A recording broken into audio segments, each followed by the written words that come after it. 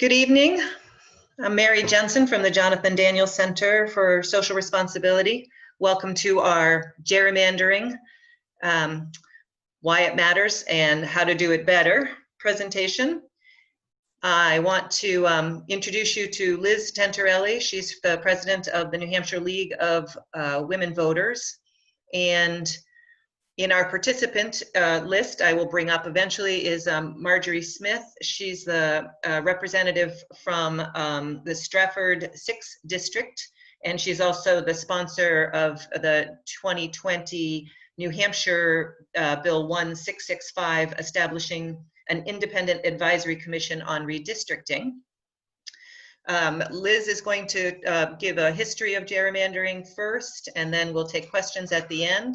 I encourage you to use the Q&A and chat functions that are at the bottom of your screen to ask any questions that you have. The recording, we are recording this evening, so so just to let you know that, and then eventually this recording will be available on the Historical Society of Cheshire County's YouTube website, which you can find by going to YouTube and typing in Historical Society of Cheshire County. Or visit the Jonathan Daniels website, and we will have a link there as well. And with that, I think I will ask Liz to take it over. Okay, well, thank you, Mary, for inviting me here to the Jonathan Daniels Center for Social Responsibility. There's no greater responsibility, I think, than voting, and our topic tonight, gerrymandering, really ties in with voting. And I thank Representative Marjorie Smith for joining us. We were having a few technical difficulties, and very shortly she should be here. And Marjorie, whenever you have something to add to what I'm presenting, and there she is. Hi, Marjorie. Excuse me. Hello, Representative Smith. But if I may relax and call you Marjorie from time to time, forgive me. So let's get started. Gerrymandering is nothing new. This map is from 1812 in Massachusetts, when Governor Elbridge Gerry, he pronounced his name wrong, created this map of the Salem or Essex County South District. And some clever newspaper man added the wings and the claws here and the breathing out the fire here to create this dragon shape, and it got called a gerrymander. Well, why did Governor Gerry want to create a voting district with this odd shape, sweeping here from the ocean in Salisbury out to the west and then south, and picking up little towns along here and out to the other coast south of the Queen Anne's or St. Anne's Peninsula there? It was for political advantage. That's all it was. So when we talk about gerrymandering, we are talking about drawing legislative districts in peculiar ways for one of two goals, either partisan advantage or sometimes racial or minority exclusion or packing. So we're going to use two words when we talk about gerrymandering. Packing means you get many of one group, let's say a racial minority, into one district, and that dilutes their votes in the surrounding districts. Or cracking, you break up a partisan advantage in one area by putting some of the people in one district, some in another, and therefore diluting that vote. So that's in a nutshell what gerrymandering is. But we have to figure out why it matters. And the reason it matters is that when districts are drawn to be safe districts for a legislator, whether it's on the state or congressional level, then voters of the other party don't really have an opportunity to elect somebody who will represent their issues. So this is just a partial list of things that you might care about. And if in fact your district is gerrymandered, to exclude the party that cares the way you care about these issues, you never have an opportunity really to vote for that person because it's predestined by the design of the district for the other party to win. So you think about what matters to you and think about how that affects gerrymandering, if is affected by the districts. So I've got some maps here to share with you.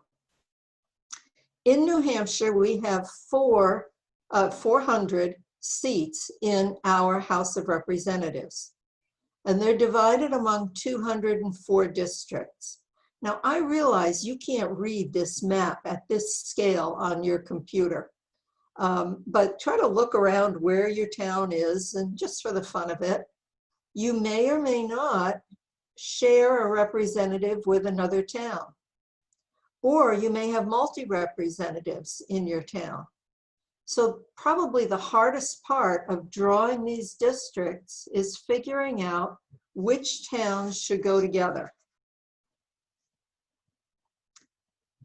You want to have towns that, of course, are contiguous, that is, they touch. Ideally, you want them to share commonalities. So if you're going to group two very small towns, not big enough to have their own reps by themselves, but together they might, you want to look at those commonalities. So think about that as we're going through this presentation. This is the current map of New Hampshire Senate districts. We have 24 Senate districts in New Hampshire, and they all have the same population. But look at the difference in geographic size. So if you've never looked at a population map of New Hampshire, this is rather fascinating, that just 3 Senate districts, that is 1/8 of the state population, takes up the top half of the state, districts 1, 2, and 3. And then you get down to towns like Nashua and Manchester, cities I should have said, and they have multiple senators within the city. And I'm going to show you another map. No, I'm not. I'm going to go back to this one for a minute. Because I want to talk about the idea of gerrymandering and distorting districts and historically what has happened. Now, let's understand first that every 10 years, we have to have new districts. We've just finished a census. Those results will come in late March or early April. And then in New Hampshire, the legislature will draw new districts so that they're evenly divided. So let's use the Senate for an example. Each of the 24 districts should have roughly the same number of people, within 10% margin of error. So the job then is deciding which towns go into which districts. When that's being distorted for partisan or racial gerrymandering purposes, is it legal? Well, there were 2 Supreme Court cases in 2019, went all the way up to the US Supreme Court. One was in Maryland, one was in North Carolina. And in Maryland, the Republicans said that the Democrats had drawn the districts to the Democrats' advantage. And in North Carolina, the Democrats said the Republicans gerrymandered these districts for partisan advantage. And what did the Supreme Court say? Basically, too bad. Partisan gerrymandering claims present political questions beyond the reach of the federal courts. In other words, the Supreme Court said, hands off. However, they have ruled earlier that racial gerrymandering is wrong. In the case of Pennsylvania, they went back and ruled that Pennsylvania had to redraw its districts because some were designed to exclude minorities, make sure their votes really weren't being heard when you added up the votes in a district. So with that in mind, we have to realize that gerrymandering has an impact We can't look to the federal courts if we skew the districts for partisan advantage. We have to work that out in New Hampshire. And that's what we've been trying to do for a number of years now. All right, now I'm going to get back to the maps.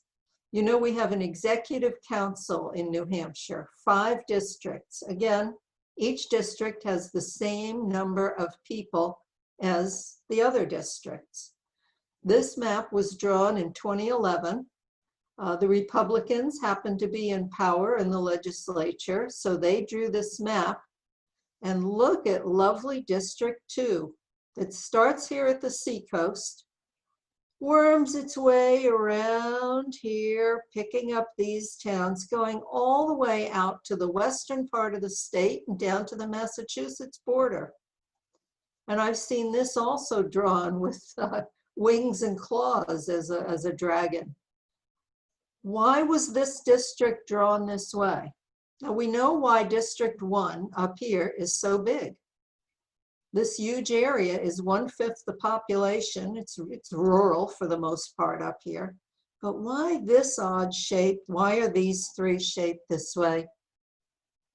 District 2 was drawn to pack as many Democrats into it as possible, thus increasing the chances of Republican victories in districts 3, 4, 5, and 1. That's the simple answer of why it was drawn this way. It was gerrymandered for Republican advantage. Was it legal? Yes, it's legal to do this. Does it help the voters in District 2 when they want to vote on an issue? If you know already that this one is almost surely going to go Democrat and you happen to be a Republican, and vice versa with some of the other districts. Now, one interesting thing is that even when a district has been gerrymandered, it doesn't always stay that way. Sometimes shifts in population do have an effect, and things change because this only happens every 10 years under normal circumstances. All right. We've talked about New Hampshire. I want to talk about some other states because when we hear about gerrymandering in the news, we're really hearing, for the most part, about congressional districts. So these are 6 very famous gerrymandered congressional districts in other states. Now, remember I talked about North Carolina being gerrymandered by the Republicans for Republican advantage. And this red thing is 1 district. This sprawling, tentacled thing is another. And then in Maryland, the Democrats had fun and drew this weirdly shaped thing that winds all around. I realize there are other districts in between here. The one in Pennsylvania, this was one of the racial gerrymanders, and that was deemed illegal. It had to be redone because of the intent of it to harm minority votes. And the one in Florida was challenged in a lawsuit. I'm not sure that one's been resolved, but we're almost ready to go on to new cases next year.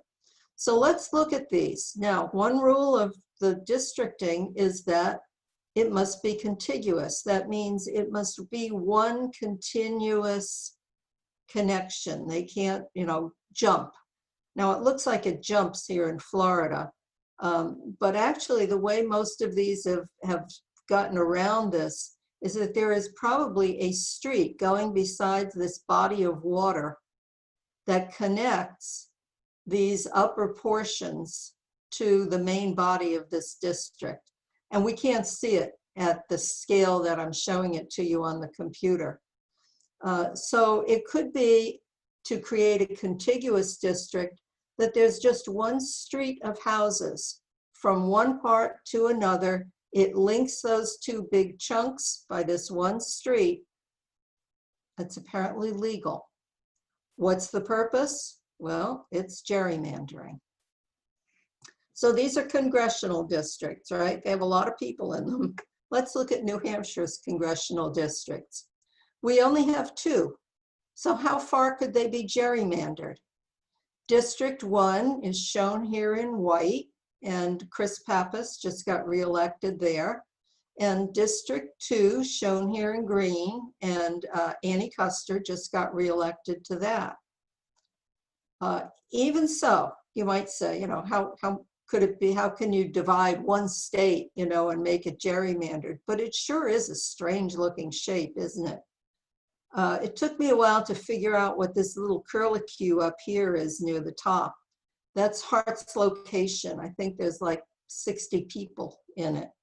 But down at the bottom, you'll see there is some distortion, if you will, or some deliberate selection of towns, so that District 2 seems to be kicking District 1 in the butt or something, or the back of the knees.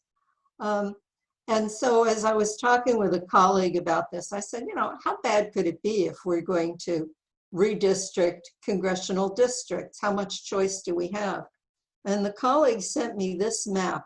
I don't know who drew it, but it's a possible redrawing of the districts. If they were drawn this way, District 1, that kind of wraps around the bottom and the sides of the state and includes Manchester, Goffstown, Derry, etc., could be one district, and this pink area could all be District 2. They'd be equal in population. Would there be partisan advantage? I was playing with other maps trying to figure that out.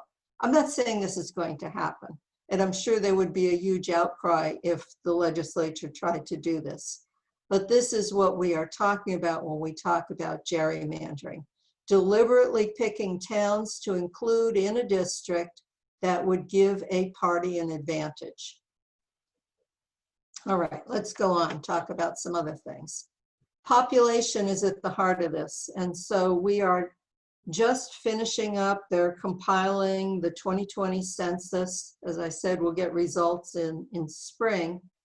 But when you look at maps of New Hampshire from the year 2000 to 2010 on the left, and then from 2010 to 2018, you can see how the population of New Hampshire is shifting. Red and pink indicate a loss of population. So in the last well, it's now 10 years, we have lost population in the North Country and in the western part of the state, more than we did in the 10 years at the first part of this century. And then when you see blue or dark green, these are areas that gain population. And originally, you know, from 2000 to 2010, the population gain was mostly around the center of the state. But in the last 8 to 10 years, it's been primarily down in the south and east. So when the legislature has to draw the new maps, remember the Senate map where districts 1, 2, and 3 took up a huge part of the tab? I think it's going to be bigger. And think of the Executive Council, District 1, that was really the top part of the state. It's going to be even bigger. So our southern districts will be smaller geographically, but still have the same number of people as the northern districts. But it will change when those new districts are drawn. So who's going to determine which towns are in each district? Should it be the sitting legislators, these people who have just been elected and will stand for re-election in 2 years? Or should it be done by an independent redistricting commission? And that's where we go to the part where Marjorie Smith, Representative Smith, is such an expert. In 2019, the legislature, with bipartisan support, passed House Bill 706 that would have created an independent redistricting commission. Rather than legislators drawing the maps and approving the maps, well, they'd still have to approve them eventually, but instead of drawing the maps, they would be drawn by a commission composed of 5 non-legislative Republicans, 5 Democrats, and 5 people who were aligned with neither party. They would have drawn the maps, they would have been submitted to the legislature for a vote, because that's what our Constitution says has to happen. And then the governor would have to sign it for it to become law. As I said, that bill had bipartisan support, but the governor vetoed it. And he vetoed 56 other bills, only 2 of which were overturned, so the veto stood. So then we get to 2020, and there actually was stuff happening in the legislature before we all shut down from COVID. So we had Senate Bill 8 that had been retained. It was very similar to House Bill 706. We had a proposed constitutional amendment that was retained, but it never really came up for another vote. And then the bill that Representative Marjorie Smith and Republican Senator Jeb Bradley co-sponsored, House Bill 1665, that tried to address some of the governor's concerns, but it was still an independent, bipartisan commission. Nonpartisan commission, rather, redistricting commission. Again, the 5, 5, and 5, so that all interests were represented. And again, the governor vetoed that bill. That was not able to override that bill. So as we look to the new legislative session that will start in January, I do know that Representative Smith has a new bill for a nonpartisan redistricting commission that will be filed. But we also know that the New Hampshire legislature is going to appoint a committee to begin drawing those maps. They'll be working on them over the summer. By next fall, they are supposed to hold public hearings so that the public can see the maps, make comments, so that towns and cities can voice their concerns, particularly the small towns that are lumped with other towns in joint districts. It's important to realize that there are communities of interest that are kept together, not fractured by the new districts. And so what's going to happen? I hope those meetings will be held. My representative has just filed a bill to require that those public hearings be also broadcast, available on Zoom, that they be posted, that maps be posted on a website and allow for public comment.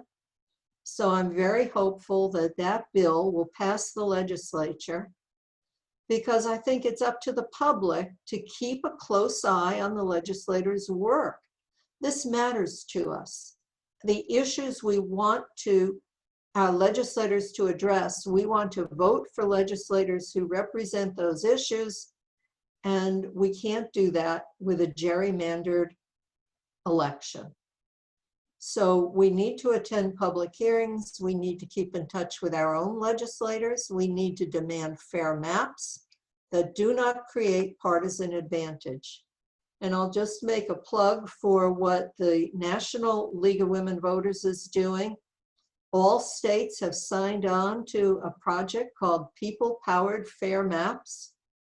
We're all working in our states. Those that already have independent redistricting commissions are working to either improve them or to support their work. League of Women Voters here in New Hampshire has signed on to try to get an independent redistricting commission. We've been testifying about this for years. We will keep working on that, but we're also now going to work to make sure that the maps that are drawn, with or without an independent commission, are people-powered fair maps.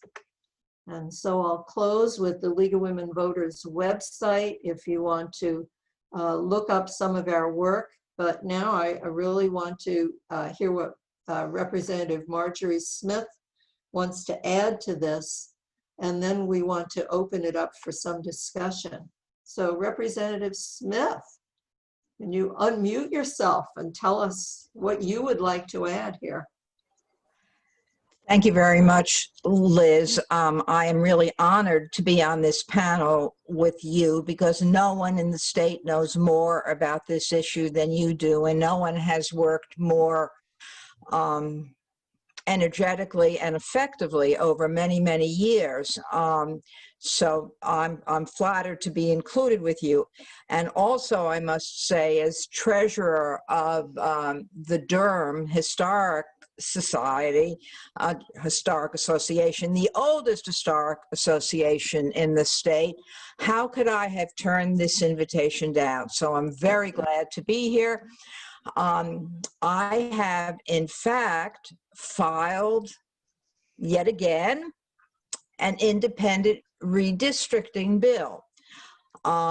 We now have a Republican governor, a Republican House, and a Republican Senate.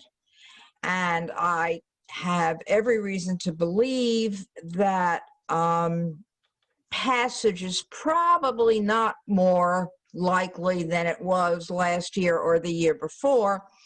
And some people say, why are you filing? And I say about this, as I say about a lot of things I do, it's because it's the right thing to do.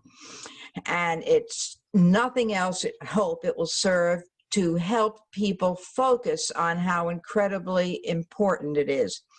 I'd like to go back to the congressional maps that that Liz showed you, one of what it is today and one with a rather imaginative restructuring. Roughly under the current population breakdown, the second district, which is your side of the state, is probably Democratic, and Annie Custer has really established herself there. I mean, it never used to be, but it has established herself there. On my side of the state, Chris Pappas has a district that is purple, and he has to work very hard to prevail, and the temptation on the part of my Republican colleagues is going to be enormous to try to change that district. And we all say, well, after all, the Republicans won, and so, you know, to the victor belongs the spoils. But I actually believe to the voters belongs the right for fair and equitable districts. And unless the voters make clear to their elected officials all across the state that without regard to party preference, they want a fair system, we're not going to have a fair system. So the work that Liz is doing, the work that the League of Women Voters is doing, the work that a lot of other advocacy groups across the state are doing. I see Olivia Zink is on this call, and she's involved very significantly in this same effort. Unless there is a very loud outcry, the little chance we have of prevailing would disappear. I don't want to, and the only other thing I want to say is on the second go-round, we made a lot of changes. I wasn't very happy with the changes, but I very firmly believe that if you don't insist on getting everything you want and are willing to compromise and you get some of what you want, that is part of the democratic system. And so I compromised. When, however, the governor decided that despite us having included every point that he made in his veto message, he still vetoed, I figured, well, I'm going to go back to what I believe in and what my colleagues believe in and what the advocates believe in, and we will start the process anew when the newly elected House begins hearing bills in January. So I think that's all I want to say, because what's most important are the citizens of the state, the voters, the people, and I'd love to hear questions, and I'm sure Liz would too. And I just want to remind people a little bit about what happened in 2011, the last time we had redistricting. And as I said, I've been working on this a long time. So in 2011, they were holding these so-called public hearings around the state. And I went to one. And it was being held by a couple of legislators who had been assigned to hold the public hearing. And everybody there said, show us the draft maps. We want to see how this affects our towns. And there were no maps. There was no information. These legislators who were doing the presentation had nothing to present. And they said, we haven't seen the maps yet. And so about 6 weeks later, another one of these was held in another part of the state. And I drove there and I said, surely now there will be maps. And the same thing happened. And by now, the legislators were incredibly embarrassed at being told to go there with no maps to discuss. And the problem was that these maps were being drawn in secret by a very small committee. And even members of that party were not privy to the information. The maps were not released until just days before the House had to vote on them. So there was no opportunity for legitimate public input. And that's not the way this should be done. It should not be done in secret. These maps need to be made available. Towns need to be able to weigh in on how town government will be affected by these groupings. And individuals should have a voice in this. It did not happen in 2011. I refuse to let it happen again this year. We will go to every public hearing and demand to see plans and rationalizations. Are these maps being drawn in a way that benefits all the people of the state? And, you know, we could go back to 2001 too, couldn't we, Representative Smith, about bad things that happened there. And, you know, we'll see if there's time to talk about that later. Well, in 2000, for the 2001, we had a Democratic governor, we had a Republican House and Senate, and the governor vetoed the proposals. And there came a day when one of my Republican colleagues stood up and with what he had been told was a brilliant idea. The leadership kind of set him up a little bit. He stood up and he said, in order to manage this problem, we are going to pass a joint resolution that involves the House and the Senate, but does not include the governor. And people were kind of paralyzed. And so someone poked me, and it was my job to stand up and say, do you mean you are equating district lines for the Congress, for the Executive Council, the House, the Senate? You're equating that with the form we use when we want to praise an Eagle Scout? And they were embarrassed and they backed off. Yeah. But of course, the court got involved and they drew districts based on the advice of a gentleman, an expert from North Carolina who wasn't familiar with the geography of the state. So he had a district here on this side of the state where, I think of a pie. He had pie slice number 1 and number 3, which happened to meet in the middle of a bay. They were in the same district, but 2 and 4 were in different districts. And we lived with that. So there's a better way to do it, and it is our way. I don't like to sound boastful, but I believe in making data-driven statements and statements that can be verified by fact, and the current system stinks. That is, by the way, an appropriate legislative term, that they stink. And in some ways, today's maps are unconstitutional. And that's in the House districts, where by a law in 2006, every town that had at least the 3,300 population that is covered by one representative. In other words, that's the proportion. You divide our population by 400 district seats, you get 3,300 voters, people, I should say. And every town that had at least that population constitutionally is supposed to be able to have a representative. But they lumped towns together so that that didn't happen. There are towns that are of considerable size. Pelham is one example that doesn't have a representative because it was lumped with the much larger town of Hudson next to it. They share like 11 or 12 reps. And where do those reps live? They live in Hudson because there are more voters in Hudson. They voted for the reps from Hudson. Those are the ones who got elected. There's one representative from Pelham in a town of 12,000 people or something. And it's got one representative.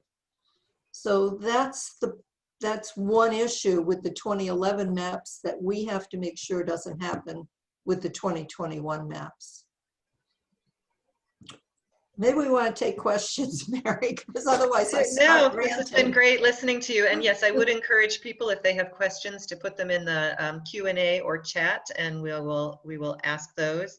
But one of the questions that I had for you, Representative Smith, was I noticed that you had your bill, the House Bill 1665 on redistricting, said you had 3 senators and 4 representatives from both parties, and I was wondering, how do you choose co-sponsors, or how does a bill gather co-sponsors? Well, usually what happens is the prime sponsor solicits support, and in any bill, I always try to solicit support from both houses, the House and Senate, and from both parties. Every member of the legislature has been elected by their constituents. And some of them I agree with, some of them I do not, but they have every right to be there. And my goal is to try to widen the circle as much as possible, try to find a way to involve people of disparate views. On some bills, lots of people are just champing at the bit to become co-sponsors. And sometimes you have to work hard. I tried to get Jeb Bradley to co-sponsor the first of these bills, and he said no, he thought he'd be more effective because he's a very important member of a Republican member of the Senate. He said he thought it'd be better just, on the outside. That bill passed the House Election Law Committee unanimously. It ended up passing the Senate unanimously. And when the governor vetoed it, having first indicated he was going to sign it, Bradley called me and said, do it again, and I want to be a co-sponsor. And I was delighted. Didn't make any difference. The governor still vetoed it. But it did make a difference because people knew that a smart, savvy, political, much more political than I am, a political leader in the Senate, a Republican political leader, thought this was the right thing to do. So that is not unusual. The bills that have only one sponsor or have sponsors from only one party are making a statement, and that's not a statement of inclusivity that I would want to make. Right. Thank you. We do have a couple of questions. One question is, what do you suggest we as residents and voters do to help correct the odd gerrymandering in New Hampshire, given that both houses are Republican now, and how do we gain standing? Well, you should have standing. You are a voter, a citizen in the state of New Hampshire. That gives you all the standing you need. And what you ought to do is make sure that your representatives are going to stand up and represent you and represent your interests and support independent redistricting. What you also want to do is reach out to your friends and colleagues in whatever way you can who live in districts where their representatives might not be predisposed to support this, and try to have them encourage those representatives to vote in a fair and equitable way. Another thing that happened last year, and I think might be happening again this year, is that in many towns across the state, people proposed warrant articles to support independent redistricting. All of that sends a message. Is it enough to convince the House and Senate? I don't know. Is it enough to convince the governor? Probably less so. And the other point I want to make, which is a point that was not a problem in the past, but will be a problem now, is that if you as citizens object and go to the courts, the Supreme Court at the moment has only 4 members, will have a 5th member very soon once the new once the new executive council is sworn in, and that Supreme Court will be overwhelmingly made up of people whose interests before they became justices favored Republican perspectives. Now, that's not to say that they're not going to look at this in a way that one would hope a judge would, but when people have a predilection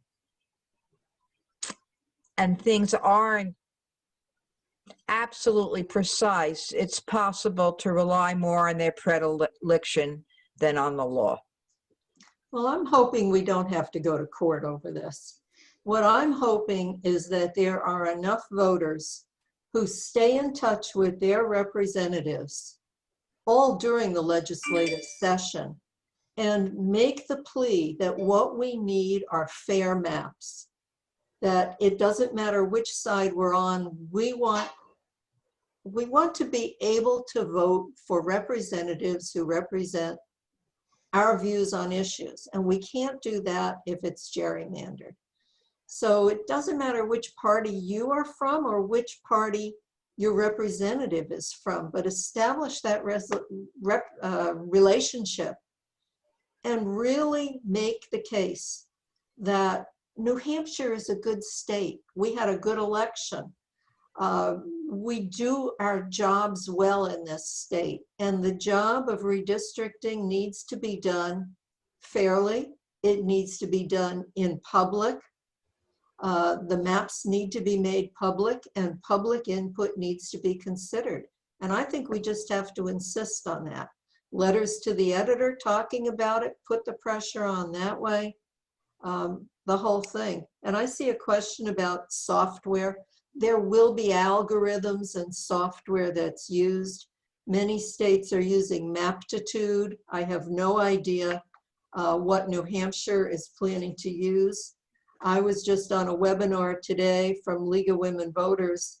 When we have maps that the state is proposing, they can be uploaded into this software and they can be analyzed for partisan bias. So I'm looking forward to playing around with that. That shows how nerdy I am, because it sounds like fun to me. But we'll see. But it's going to be, almost a year before we have any maps. So I think we just have to keep in touch with our legislators and demand things. We want fair maps. We do have another question.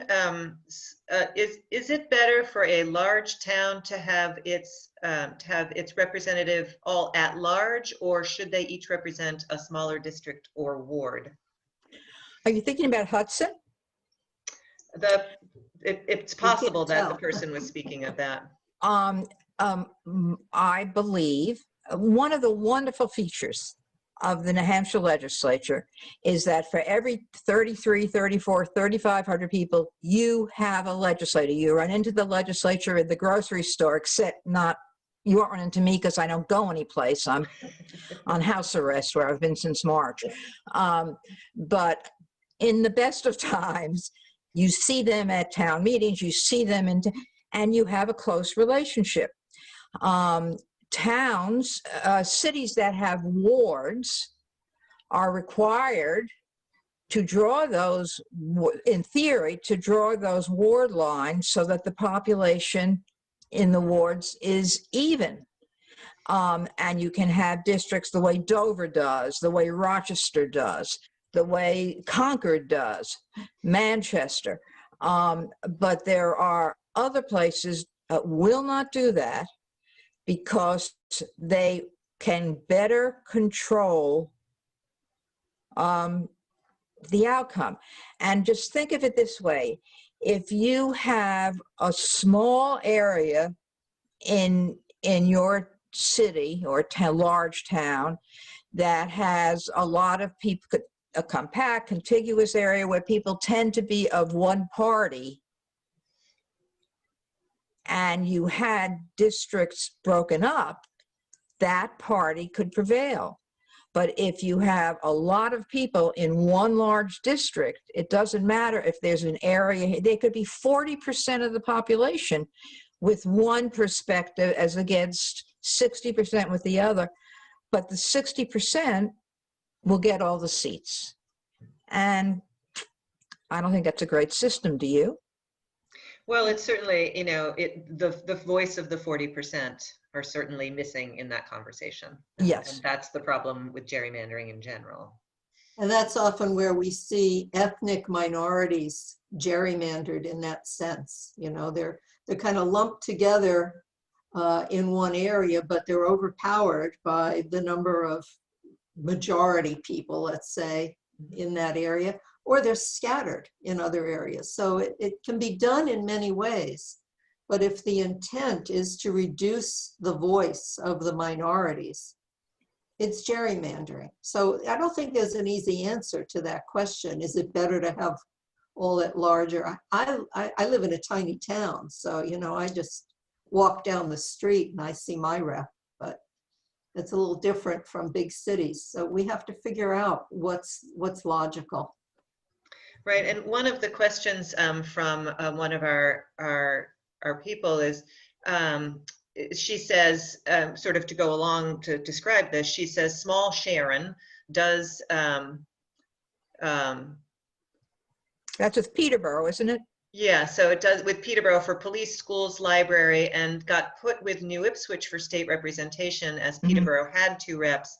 And then she says, then we split from the 4 towns, and the problem is New Ipswich is very Republican and Sharon can't be with us being predominantly Democratic. So they are not represented, although they share life with us, which is sort of to what you were speaking to.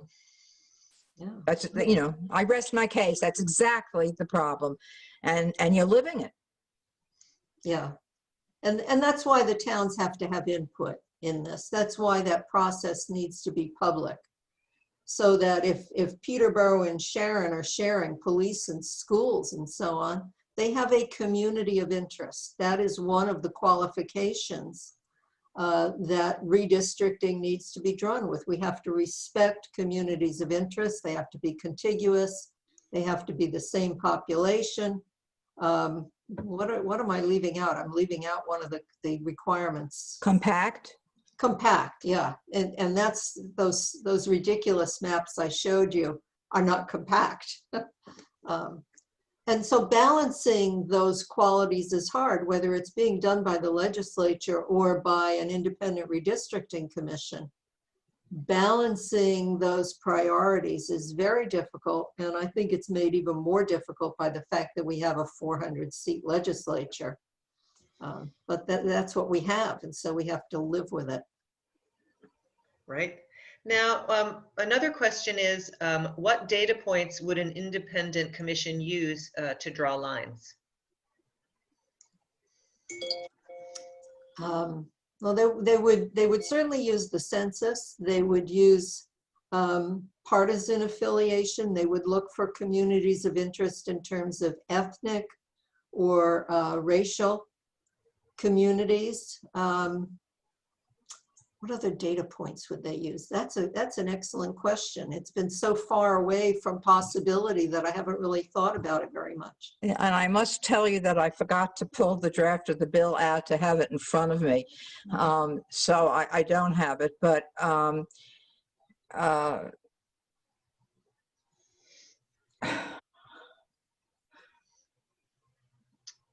so I'm embarrassed. I can't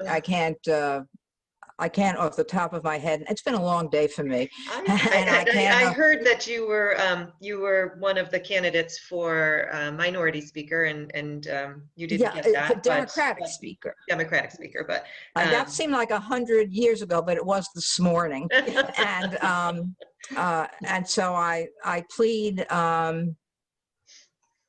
Long day. I plead long day. Yes. But you can find that in the text of the bill, and I just apologize that I don't have the list in front of me. I used to be able to rattle it off, but right now I'm not. So where would people find this if they wanted to look? And they look in the on the New Hampshire government website, the New Hampshire House website. You can go and search for bills. You will not see the one that's going to that we're going to work on in 2021. Oh, thank goodness, that will be the end of 2020. Because that won't come until the House and the Senate convene, but you can see the 2020 bill language, you could see the original language, and you can see how it was amended, and you can go to the bill docket, and it's a pretty easy site to negotiate once you go on it, to really be able to track a bill. And you happen to know the bill number. You also happen to know the name of the prime sponsor, so that's either way you can find the bill. Well, we don't have any text yet for the 2021 bills. They're not publicly posted. No, not yet. So we can't see that yet. Right. And I would put a plug in for those for the New Hampshire government websites, because they're extensive and it's incredibly easy to look up the bills. Even with vague knowledge, you can pretty much find what you're looking for, and it gives you information on who's sponsoring, who's co-sponsoring, what the history of them are, what the language is, what where they fell, when they were brought up, when, it's just tons of information, and it's very clear, and I found it very easy to navigate. So I encourage people to take advantage of the websites. And I see we have a question about what were Sununu's objections to the other independent redistricting commission bills that he vetoed. Can I answer that? Yes, please answer that. The governor's office indicated to me in 2019, I'm sorry, that he was going to sign the bill. And then galloping onto the scene came a man whose name is Scott Walker. You might recognize his name because he was the former governor of the state of Wisconsin. He is the governor who, when he lost, brought to a Democrat, brought their House and Senate back in to pass legislation to limit the power of the next governor. So you get the idea of what he's like. He then became head of the Republican Committee on Redistricting, not the independent, but the Republican. And he called Sununu and he said, "You do not want to sign this." And Sununu basically said, "Yes, sir." And he wrote a veto that first time that quoted from an op-ed that Scott Walker had written. So it really wasn't on the merits. I just want to mention that to you. And then the governor said that there were certain problems, A, B, C, D, and E. We addressed every one of those problems in the 2020 bill. And the governor just vetoed that. He was having such a good time vetoing. He thought it was terrific. At least he didn't do with our bill what he did with family and medical leave, where he wrote his signature, he made a statement on the official document, and then he made a photocopy and auctioned that at a Republican fundraising event. I don't know about you, but if, as a Democrat, if a Democratic governor did that, I would have spoken out, because I happen to be old-fashioned. I'm old, but I'm also old-fashioned and stuffy, and I believe in the integrity of the House, the Senate, and the governor. So I wish I could say, well, yes, on this point and on that point, but it just doesn't work that way. So one of the objections in 2019 was that the bill was unconstitutional because it took power away from the legislature that is constitutionally their job to approve the maps. Well, it is their job to approve the maps, and the Independent Redistricting Commission doesn't change that. Because of our Constitution, it is an advisory commission. It does the work, the same work that those three guys back in 2011 did in secret, but it does it in public with a bipartisan, I should say a nonpartisan commission, an independent commission. And then that's presented to the legislature for a vote. So that whole notion that it's unconstitutional is absolutely ridiculous. And if you have legislators themselves drawing the maps and voting on them, it is in their interest to vote for the maps that benefit themselves as individuals and benefit their party. Whereas the independent maps might be something that could benefit the people. We have just a couple of minutes left. We have two questions that we haven't got to, in addition to a thank you for explaining this very complicated process. One of the questions is, if a redistricting commission was formed, what would that third group of 5 look like, the impartial group? Would they come from another state, or would they be independents? No, they all have to be registered voters in the state of New Hampshire, and they have to have been registered as undeclared. Okay. And there's more information on that, just so people know. If you want to read I encourage you to go to the New Hampshire website and read the bill. It's very clear and explains how the Republicans and the Democrats would be chosen, and the independents, and it was fascinating to read. The last question that I'm going to put to you is, which current New Hampshire districts have you determined to be gerrymandered? The one that keeps popping up in hearings is the Hudson-Pelham one, where those two fairly large towns were joined together, but one's much larger than the other. And that's the one that I've sat in hearings about, but maybe you have some other ideas, Representative Smith. Well, there are other examples. Ned Gordon, who's a Republican and a former judge, but a Republican representative in the House, has a district where literally you can't get there from here.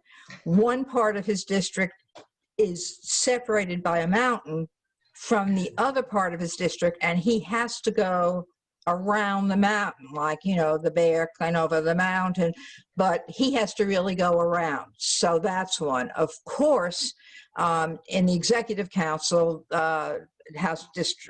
Executive Council District 2, an interesting thing happened a few years ago, and that was in an attempt to guarantee a seat for a wonderful, terrific, talented, honorable Republican Senator, Nancy Stiles, over on the seacoast on my side of the state. A district was drawn to protect her.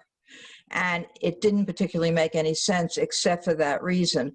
And, you know, that has come back to haunt us. And of course, the executive council, as somebody just pointed out, that's, you know, that's the most egregious example, the most obvious one. It's a little harder to look at the House districts. And I think that one you were talking about with Ned Gordon is up around Alexandria, Yeah. I think. Yeah, yeah, a little bit northwest. Yeah, okay. Is there anything else that we've missed that you'd like to comment on before we close here tonight? I guess I have one comment, and that is, you cannot have a representative democracy without having every citizen vote. And a lot more people voted this time, and that's great. But we also, in this state and generally in this country, have gone away from teaching civics, from having civics education. So you have people who don't know that there are 3 branches of government. They do not understand checks and balances. They don't understand things that from my generation and the generation younger and the generation younger, we all knew. And unless we have an educated citizenry recognizing that they have to participate in this process, we don't have much of a chance of protecting our democracy. So this is a very central part of that. And I want to answer one question. There's a documentary that you can see on this topic. The title is Rigged.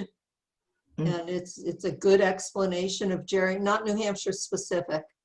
But I guess I want to go back to the idea that voting is the right by which we secure all our other rights.